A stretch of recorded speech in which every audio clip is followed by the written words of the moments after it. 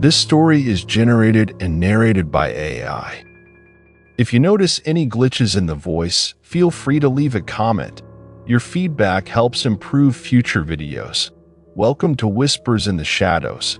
Today's story takes us deep into a forgotten Italian village, where a dying dialect becomes a portal into something supernatural. What if language didn't just carry meaning, but took it from you? I arrived in Veretta Alta on a Monday afternoon, at least. I think it was Monday. The bus that dropped me off never announced the day, nor the stop, just slowed to a crawl, opened its doors, and the driver gave me a glance, as if I should already know this was my place to leave. There was no signpost, no welcome plaque, just a cobbled slope leading downward through mist and vine-wrapped stone. The only sound was the slow ticking of cicadas, and far off, a single bell tolling in the distance, 3 times, then silence. I'm a folklorist by training, linguist by obsession. My colleagues call it chasing shadows, trying to find scraps of language that no one else cares to remember. But this trip felt different. It wasn't a reference book or academic conference that led me here. It was a letter. 6 weeks ago, I received a package from the estate of Professor Emeritus Lionel Graves, an old mentor of mine who died last winter. Inside, a weathered leather notebook, a map with a red circle marked in the Apennines, and a single line written in trembling hand. They still speak the language, but it no longer speaks back. I booked a one-way ticket the next day. The village proper seemed frozen in time. Cracked shutters hung from windows. Faded laundry lines swayed above empty streets. A cat watched me from a rooftop, then disappeared without a sound. I found the small and Graves had noted in his journal, Lacanda del Tre Sorel. No one greeted me when I entered, just a brass bell on the desk and the musty scent of drying herbs. After a minute, a woman emerged from a back room, middle-aged, with dark eyes and a wool shawl pulled tightly over her shoulders. She spoke softly in Italian, but the accent was thick, slanted. I introduced myself in clear academic Italian. Her eyes narrowed slightly, then relaxed. She nodded once, handed me a room key, and pointed upstairs. Not a word of welcome, not a question about how long I'd stay. My room was simple. Wooden bed, stone walls, no mirror, just a desk and an oil lamp already burning. On the pillow lay a slip of paper, no handwriting, just a single word stamped into it. Ascolta, listen. That evening, I took a walk through the village. Twilight made everything feel painted, thin, like a postcard left out in the rain. I passed 3 villagers, 2 elderly men sitting on a bench, and a young woman leading a goat along the road. They watched me as I passed. Not unfriendly, but too still. The men spoke to each other in hushed tones, and I swear, their words didn't sound the same from one sentence to the next. I made my way to the center of the village, where the bell tower stood. It was taller than I expected, maybe 4 stories, built in dark, uneven stone. No windows, just a narrow wooden door at the base, and the outline of a large bronze bell at the very top, barely visible through the haze. As I stood beneath it, I felt a strange tension, not fear, exactly, more like expectation, like something was waiting for me to speak. Then the bell rang again. Once. Twice. Then silence. I checked my watch. It was 7:13 p.m. That night, I tried to listen back to the short recordings I'd made on my walk. Ambient sounds, a few murmured phrases from the villagers, but the audio was strange. Words I remembered clearly now sounded different, shifted in pitch or inflection. One phrase that I distinctly recalled being La luna è fredda stanotte. The moon is cold tonight, now played back as La mente è vuota stanotte. The mind is empty tonight. I replayed it 3 times, same warped phrase. I hadn't misheard. I didn't sleep well, dreams of the bell tolling, but no sound, just the movement of air and whispers, not in Italian, not in any language I knew. The next morning, I found Don Matteo at the small church behind the tower. He was tending to the garden, muttering to himself. He greeted me with a warm smile, old, bearded, hands thick with soil. I introduced myself again and asked about the dialect spoken here. He didn't answer at first, just stared past me at the bell tower, then said quietly, "Words are like seeds. Doctor, some should not be planted twice." I asked if he'd help me with translation, or perhaps identify the origin of certain phrases. He shook his head.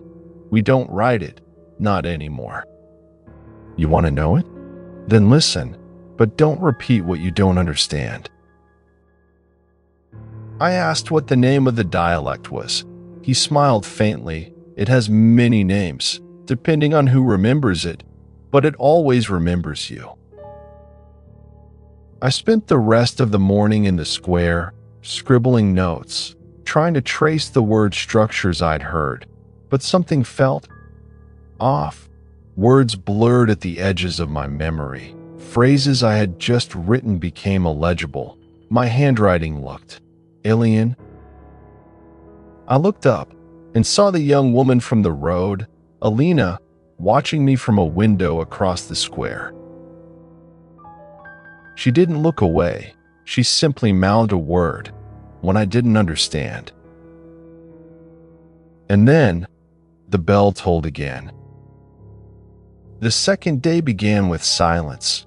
No birds, no wind, just the faint creak of wood somewhere above my ceiling.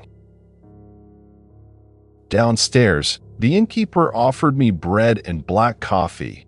She didn't speak, but when I thanked her, she replied with a single word, one I didn't recognize. Prenisc. It didn't sound Italian.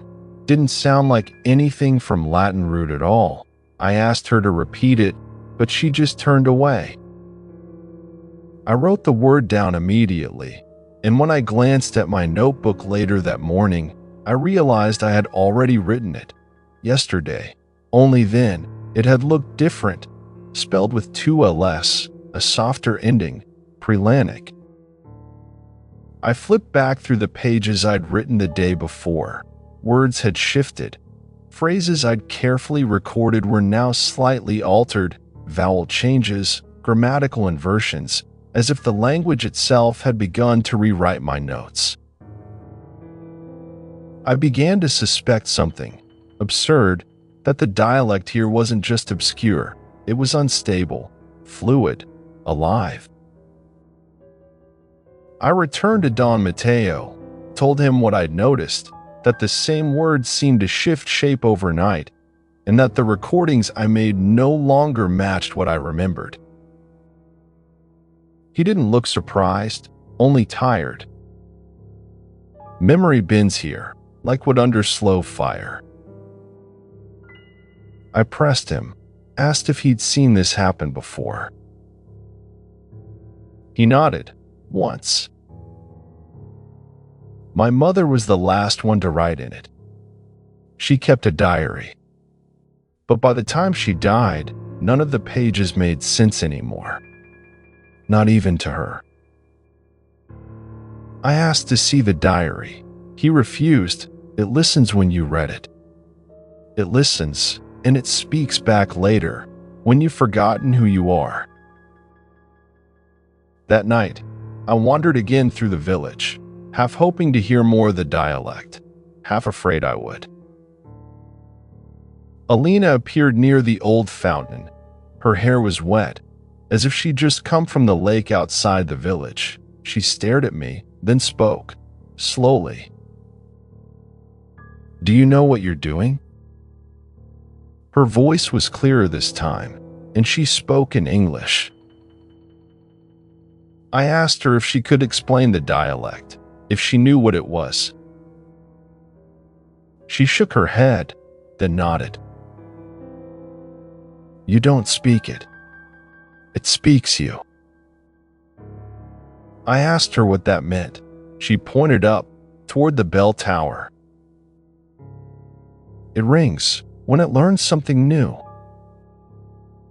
I froze. I asked who rang the bell. Alina just smiled faintly. "No one climbs the tower, not anymore. Not since the last one forgot how to come down." She turned and disappeared into the alley. I stood there for a long time, staring up at the silent tower. That night, I dreamed of words written across the sky in red light. They swirled, rearranged, became names I had forgotten, and when I tried to read them aloud, my tongue bled.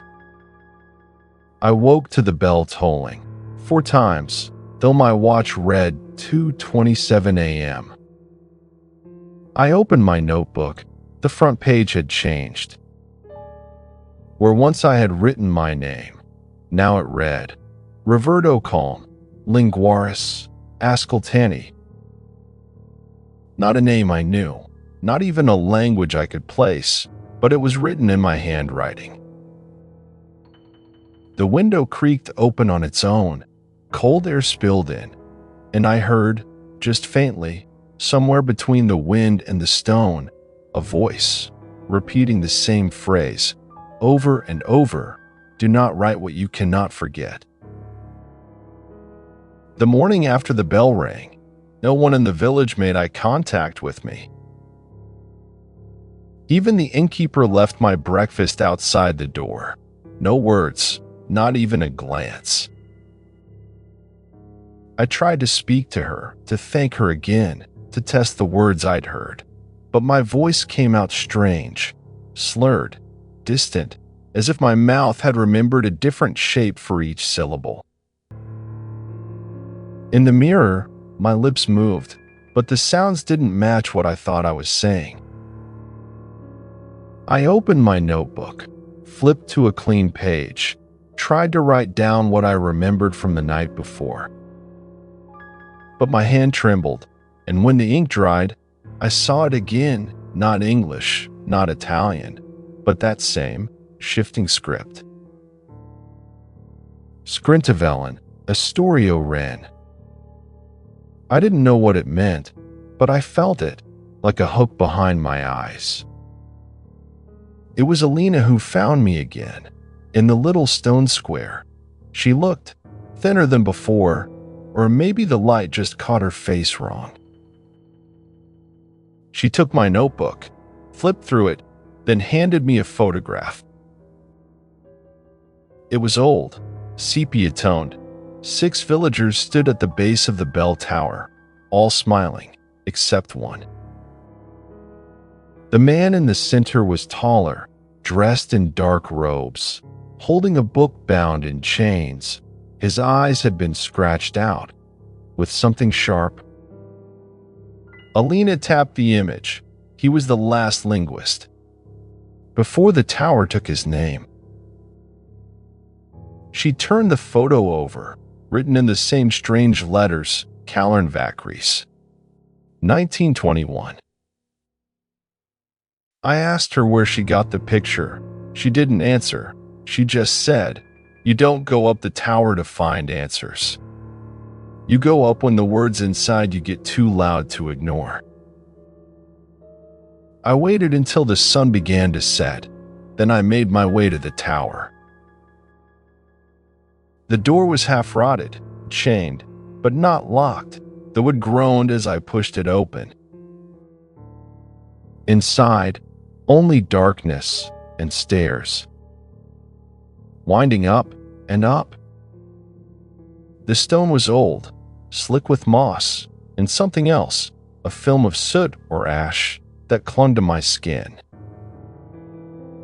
Halfway up, I heard it, a whisper, not in the air, but in my own breath,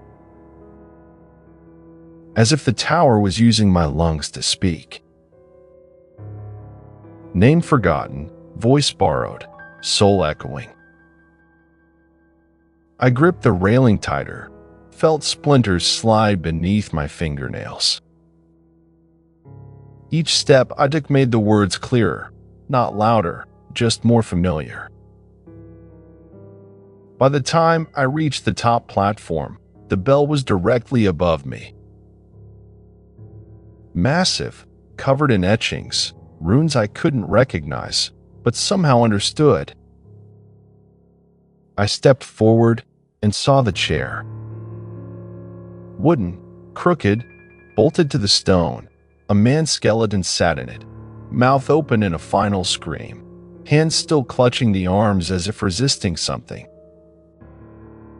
Around the chair, dozens of notebooks, pages crumbling, but still legible, all written in the same shifting dialect. The moment I touched one, the bell rang. Once.